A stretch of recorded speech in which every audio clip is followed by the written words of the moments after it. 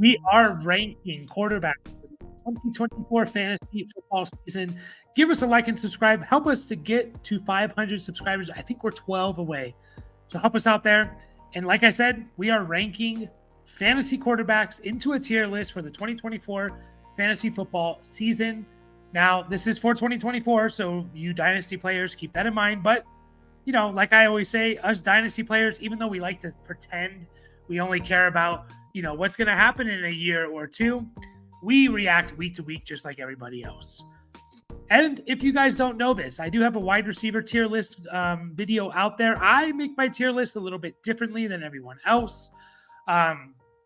Most people do the tier 1, tier 2, tier 3, and that's fine. I'm not saying that's right or wrong or whatever. But what I think that causes you to do a little bit is to think a little bit linearly, right? You think a little bit, well, I could never draft a tier 4 guy if there's a tier 3 guy on the list or still on the board. How I like to do things is kind of tier guys together into the type of player they are or the situation that they're in. The perfect example for the wide receivers was, there's 3 guys in Garrett Wilson, Chris Olave, and Drake London that are third-year players, talented, that we're all expecting a breakout or a big season from them. 3 guys, right, that everyone kind of ranks similar at the similar level, a late first to a mid-second. There's another guy I think that belongs in that tier, and that's George Pickens. George Pickens is a third-year talented player that people are expecting to have a big boost in production, but no one ever ranks them together, right? And so I just want you to think a little bit more in a creative way when thinking about these players, and think about their situation, the type of player they are, gives you a better range of outcomes. Hopefully it will make sense as I go along. I'm going to name the tiers as I do go along, and we're starting off with the unicorn position. And this is Josh Allen. Pretty simple here. The guy is really the only guy that I think that will consistently produce with either his arm or legs. Now, there's a couple other guys that maybe you can throw into this list, but then it wouldn't be called a unicorn. Josh Allen, though, man, he had games last year where he threw for like 90 yards and he was still a top 12 quarterback. Right? He was still a top 12 quarterback. The dude is just awesome. He's the entire Bills offense. The Bills are never going to have a successful offensive game without Josh Allen going off. They really aren't. There's a game, week 15, 7 for 15, 94 yards and 1 touchdown in week 15 last year. Josh Allen still scored 16.2 points, was the QB 17 with 90 yards passing, right? So he's the unicorn. You guys know he's great. He's awesome. He's amazing. The next list here we have here are the elite rushers. These are the guys that I like to target, the cheat codes of fantasy football, the guys that we're going to run the ball. They're going to run for 700-800 yards. Josh Allen's in that list, by the way, but obviously he's also potentially going to throw 40 touchdowns. So none of these guys, I don't expect them to be that as prolific with their arm as Josh Allen will be. Jalen Hurts, is he going to rush for 15 touchdowns? Probably not. But is he going to have 8 at least? Yes, and probably 700 yards on the ground? I would assume so. Anthony Richardson could be the QB1 this year. Could have 40 total touchdowns, in my opinion. Could rush for 800 yards as well. The dude is awesome. And we just saw in a very, very short window last year, like 2.5 games, just how good he was. Hopefully he could stay healthy. Couple other guys on this list is Lamar Jackson. As we know, Lamar Jackson can rush for 1,000 yards. He's done it, a couple times in his career. MVP. We know how good Lamar Jackson is. The 2 guys that I'm going to be targeting in most of my fantasy drafts, because 1, they're rushers, but 2, you're getting them at a discount compared to the other elite rushers. That's Kyler Murray and Jaden Daniels. Kyler Murray and Jaden Daniels. I'll start with Kyler Murray. Currently, Kyler Murray is going as the QB8, 75th overall. So that is round 7, if I'm doing math right, which is a really good discount compared to where you have to draft Hurts, Lamar, Anthony Richardson. And I get it. There's some risk involved with him. Did you know that Kyler Murray is the only quarterback in NFL history to throw for 3,900 yards and rush for 800 yards in a season. So he's essentially, he can throw for 4,000 and he can rush for 800, essentially. He's kind of in that, he's almost a unicorn, like Josh Allen. Now, that was several years ago in which we saw that, which is the big concern with Kyler Murray. If we see a full season of him, we need to kind of see that to kind of put us at ease. But the guy is going to rush for 30 yards a game. In his career, he's rushed for 37.7 yards a game. Last year was 30 and a half. Coming off a torn ACL, he still rushed for over 30 yards a game. Actually, his first game back from that torn ACL was 6 for 33. 6 for 33. He's had a couple other games over 30, 2 games at 50. The dude is awesome, and I think people forget. I think he rushes for about 35 yards a game, and that's going to put him at about 620 yards rushing. And then Jaden Daniels, the rookie, he could lead the NFL in rushing. I wouldn't be surprised at the quarterback position, of course. And if he does, he's going to be a top 10 quarterback. There's been no quarterback to rush for 800 yards or more that finished outside the top 10. I'll say that again. There's been no quarterback in fantasy football history that's rushed for 800 or more yards that finished outside the top 10. It's a cheat code, guys. And Jaden Daniels could run for 1,100 yards, and I wouldn't be surprised. And he's going all the way at the 107 as QB 13. So you can literally get him in the 9th round, the end of the 9th round. So those are the guys I'm going to be targeting, specifically Kyler Murray and Jaden Daniels. Next up, what I have here is what I call the 4,700 yard 4,700 plus 35 plus. Guys that I think you're drafting them because you think there's a really good chance, if they stay healthy, that they throw for around 4,700 yards or more and 35 touchdowns or more. That's my opinion with these guys. Patrick Mahomes is the obvious one. He's the best quarterback in the NFL. He has, I think, just double checking how many seasons he has in his career. 4 seasons of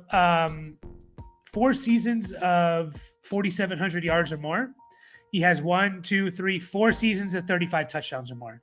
No one's going to be surprised if Patrick Mahomes throws for 5,000 yards and 40 touchdowns. And that's what you need to do as a non-rushing quarterback. Now, Patrick Mahomes is even he adds a little bit more on the ground with you too, compared to these other guys. He's averaged about 20 yards rushing in his career. About 20 yards rushing, 24.3 last year.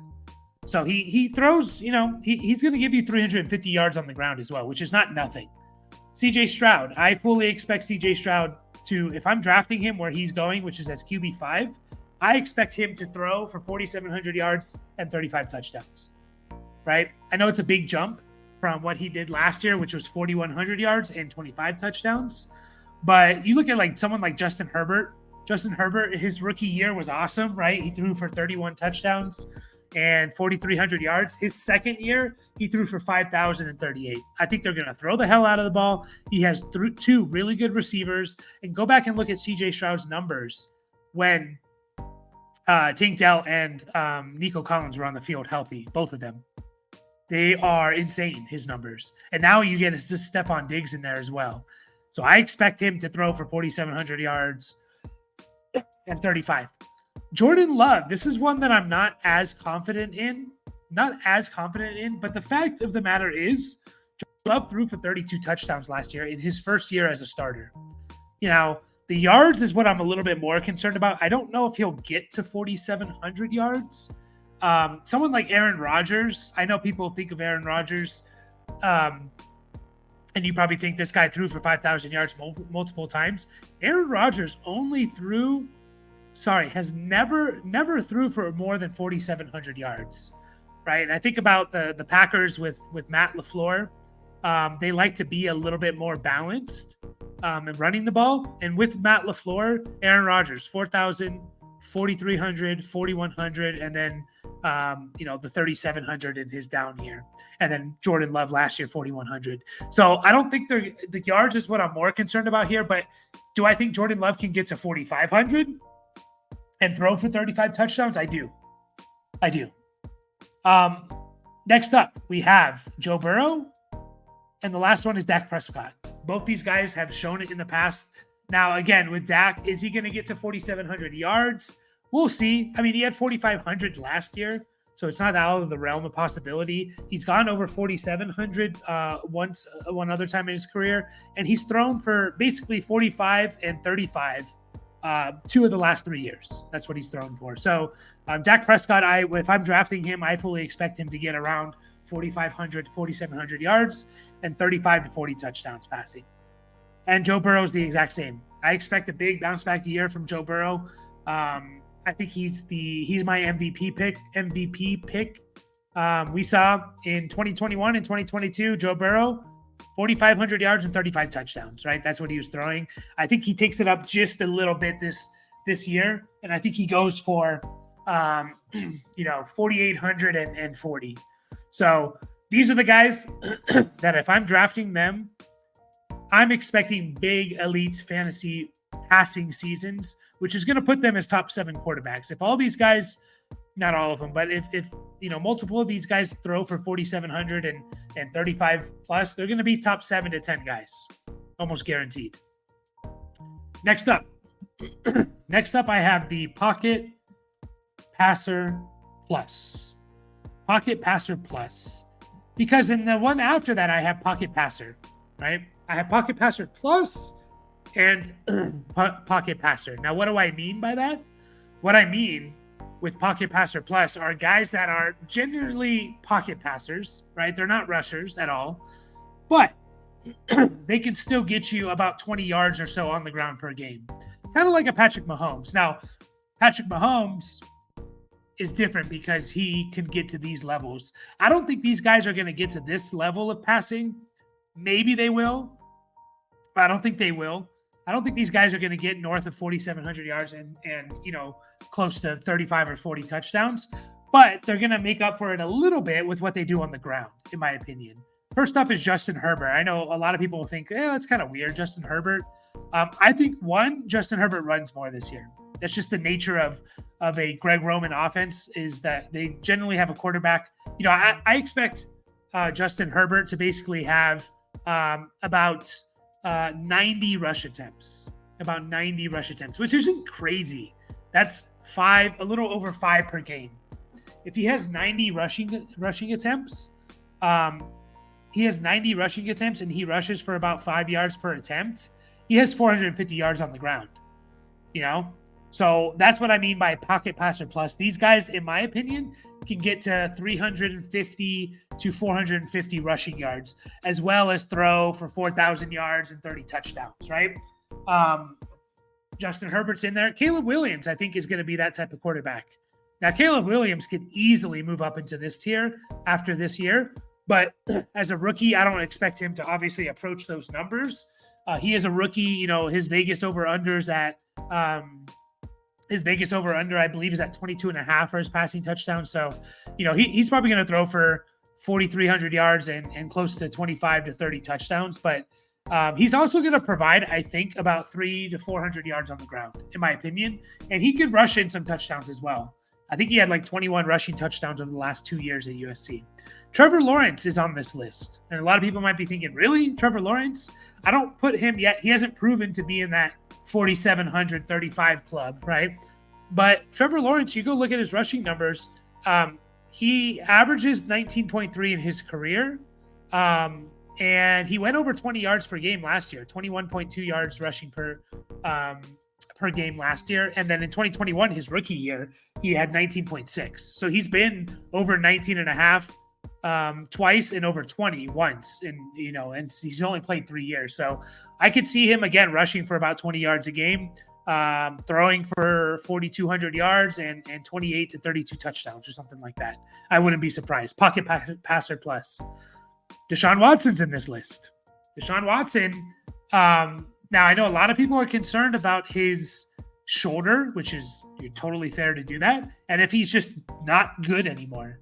That being said, and I think this would surprise people just a little bit, Deshaun Watson last year had basically 4 healthy games. 5 healthy games Deshaun Watson did. He had 5 healthy games last year. I'm just double checking that. Deshaun Watson, yeah, he had 5 healthy games. Yeah. 2 of those games, he went over 21 points in 2 of those games. One of those other games, he had 19, which is good.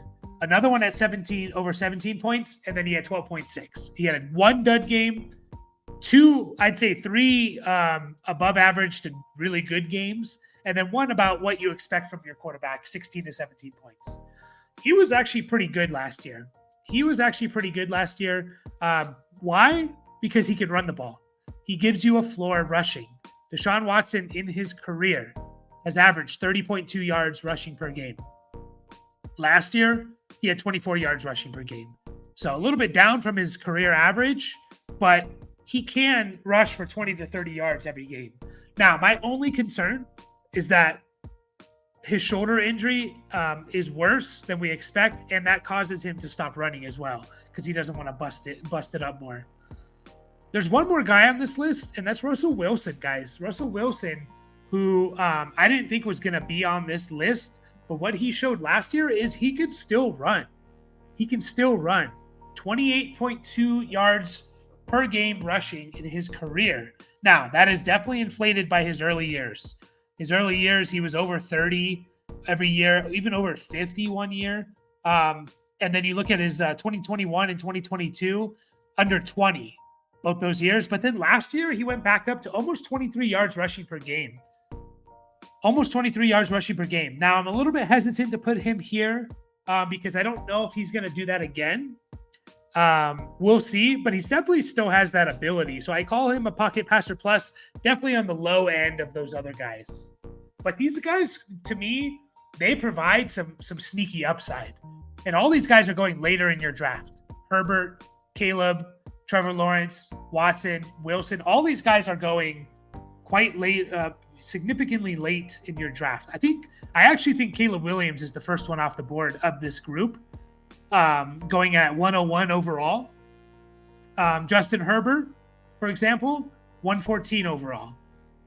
Right? I think that's round 11, if I'm doing math right. Or maybe it's round 10. Round 10, I think. Trevor Lawrence is going 122 overall. Right? Almost in round 12. Or in round 12. Am I doing math right? No. Round 11 he's going. Yeah? Russell Wilson's obviously going pretty late. Deshaun Watson's obviously going pretty late for good reasons, right? So pocket passer plus, I think these guys, they're going to give you a nice floor with their arm. They have the potential to give you really good seasons because they can give you some decent rushing production. Next up, we have our pocket passers. These are the guys that I don't think they're going to get to 4,735 plus. They don't give you much on the ground, but they're just going to be solid players, maybe streamers, a little bit better than streamers. Just like if you want to wait on your quarterback, take these guys late in your draft and you just say, hey, give me 17, 18 points per game, and that's fine because I stacked up at every other position because I didn't take a quarterback early, and I just expect you to give me 17 points per game and I'll be happy, right? That's these guys. Brock Purdy is in this list. Brock Purdy hasn't really rushed.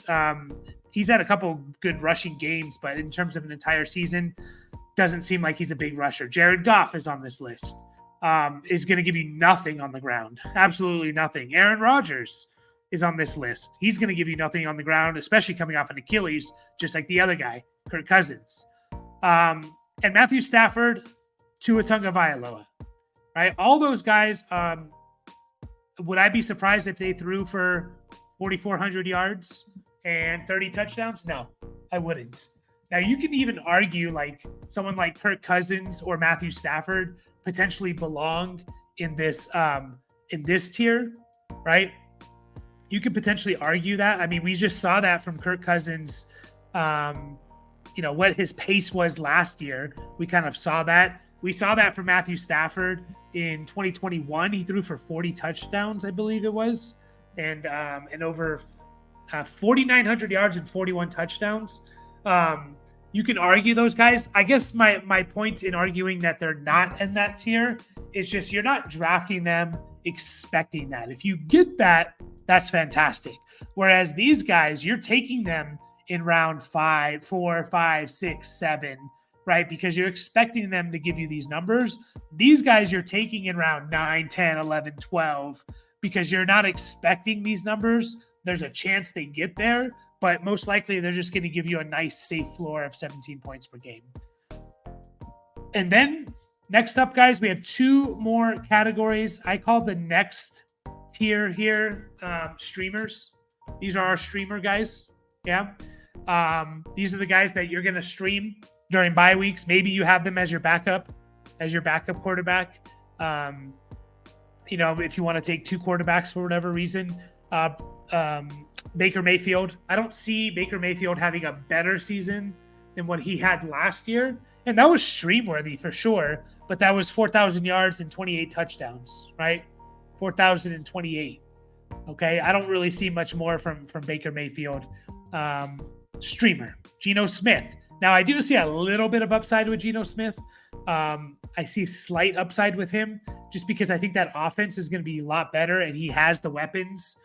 So if he can kind of get back to his 2022 type of form and that offense is more fast-paced and throwing the ball more, then I do see him being more into this pocket passer, potentially even a pocket passer plus, because I think Geno Smith has a couple years where he's kind of rushed for a decent amount. Yeah, 2022, he rushed for 21 and a half yards per game. And his first 2 years as a starter, he was rushing for 23 and 17. So I do think he has that pocket passer plus potential. There's some upside with Geno. And then Derek Carr. I think these guys are going to give you safe. I need 16, 17 points during the bye week for my quarterback. And that's what these guys are going to give you. Last up on the list, the last 4 guys.